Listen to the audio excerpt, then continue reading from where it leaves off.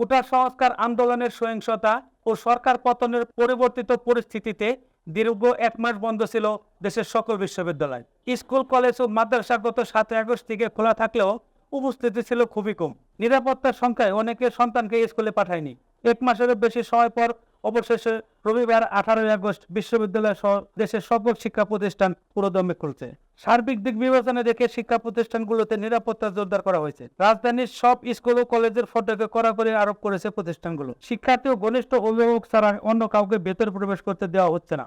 এর আগে কোটা সংস্কার আন্দোলন সহিংসতার রূপ নিলে গত 17 জুলাই রাতে শিক্ষা মন্ত্রণালয়ের অধীনস্থ সব শিক্ষা প্রতিষ্ঠান বন্ধ ঘোষণা করা হয়। একই রাতে দেশের সব সরকারি বেসরকারি বিশ্ববিদ্যালয় বন্ধ ঘোষণা করে বিশ্ববিদ্যালয় মঞ্জুরি কমিশন ইউসিসি। এরপর থেকে বিশ্ববিদ্যালয়গুলোতে আর ক্লাস হয়নি। গত 7 আগস্ট থেকে স্কুল কলেজ চালুর নির্দেশনা দেয় সেনাবাহিনী। তারপরও পুরোদমে শুরু হয়নি ক্লাস। পরিস্থিতি স্বাভাবিক হয়ে আসায় গত 15 আগস্ট প্রধান উপদেষ্টা ডক্টর মোহাম্মদ ইউনূসের নির্দেশে জরুরি বিজ্ঞপ্তি জারি করে শিক্ষা মন্ত্রণালয়। তাতে পুরোদমে শিক্ষা কার্যক্রম চালুর নির্দেশ দেওয়া হয়। খোঁজ নিয়ে জানা যায়, রোববার সকাল থেকে রাজধানী সহ সারা দেশের সরকারি বেসরকারি স্কুল, কলেজ, মাদ্রাসার যথাযথ ক্লাস শুরু হয়েছে। গত 20 আগস্ট মঙ্গলবার সিংগার উপজেলার বিভিন্ন শিক্ষা প্রতিষ্ঠানে গিয়ে সরেজমিনে গিয়ে দেখা যায়, সিংগার সরকারি উচ্চ বিদ্যালয়, চারিগ্রাম এস এ খান উচ্চ বিদ্যালয়, গ্রাউন্ড উচ্চ বিদ্যালয় সহ উপজেলার সকল মাধ্যমিক স্কুল, মাদ্রাসা এবং প্রাথমিক বিদ্যালয়ে ক্লাস চলছে। স্কুলের শিক্ষার্থী ড্রেস পরে ক্লাসে ফিরেছে। অনেকদিন পর প্রিয় শিক্ষা প্রতিষ্ঠানে এসে ক্লাস করতে পেরে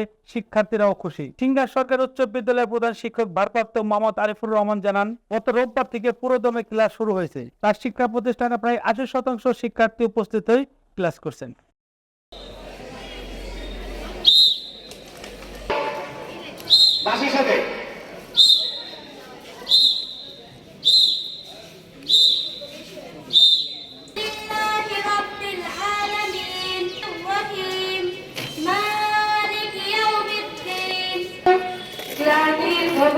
আমি তোমায় ভালোবাসি।